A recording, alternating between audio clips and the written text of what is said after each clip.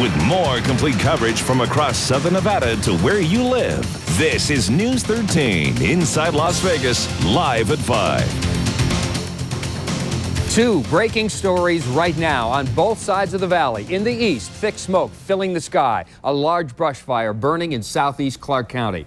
And on the far west side, a helicopter crash. It just happened within the hour. 2 people are injured. This is a live picture of the crash site from our helicopter, Live Chopper 13. Good evening, everybody. I'm Trisha Keene. And I'm Ross Becker. We're going to have more on the fire in just a minute. But first, the helicopter crash. The privately owned chopper went down near Charleston, west of 215. We're going to go live to Dave Malkoff, who is in Live Chopper 13 with the latest on the crash. Dave, what do we know at this point? Well, Ross and Tricia, we are still looking at this helicopter crash. Let me show you some live pictures from Zoom Cam of what we are looking at. This is at 215 and Charleston on the far west side of the valley. We have 2 people injured in this helicopter crash. One is a minor injury, we understand. The other one is pretty serious. Now, Metro and the Las Vegas Fire Department are also responding to this. We just had another ambulance come in here. This is a training chopper. These are usually used for training. They're called a Robinson. They hold 2 people inside these choppers. There are several of these all around the valley. Some are owned by groups and some are owned by private companies. Now, as we are looking at this right now, you can see that that Metro is on the scene. They have taken these people away from here. The injuries, that we've got 1 serious and 1 minor injury. Now, obviously, they're going to be still looking into this. NTSB and the FAA will be out here pretty soon, maybe within the next couple hours or couple days, and they will check this out and come up with a preliminary and then a final investigation of exactly what happened here. From Live Chopper 13, we can understand that it's a little kind of choppy up here. There's a little bit of a wind, but it's not exactly high winds up here, so we can't speculate what has caused this this crash right here.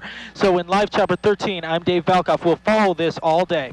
All right, Dave. Yeah, this is breaking news, last-minute stuff, and it is difficult at this point to speculate on a cause, so we can't tell you that. We can tell you a couple of other things. We know who owns that helicopter, and it is a man out of Hayward, California, which is in Northern California. It's registered to a Matthew Spitzer. We got that from the N number on the side of the helicopter. Don't have a clue if he is a local resident here. He has an address in Northern California. The helicopter itself, we have a website we wanted you to take a quick look at here, some videotape of the It's difficult to see. That's what the chopper on the right side there, that's what the chopper looks like. It is an R22. It is an older chopper built in 1979, 2-seater, just a piston engine on it, and again, crashed on the west side of our valley. Breaking news, we'll have the latest information we can on that right now.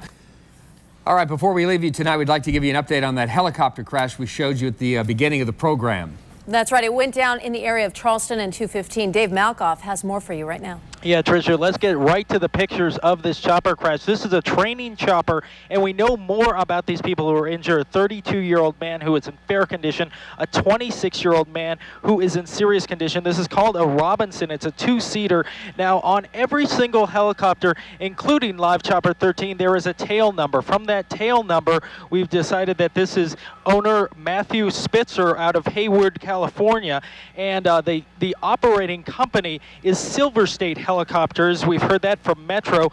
They are a training company that will train people to be helicopter pilots. So we do not know the cause of this crash right now, but the NTSB and also the FAA will be out here. First, they will come out with a preliminary investigation and then a final investigation, but that will take some weeks before we know even preliminary what has happened here. Live in Live Chopper 13, I'm Dave Malkoff. Of course, we will have the latest tonight at 6 on that. And that does it for News 13 at 5. We will see you back here in 30 minutes for News 13 at 6. Keep you up to date on the helicopter crash and, of course, the brush fire as well. World News Tonight with Peter Jennings begins right now.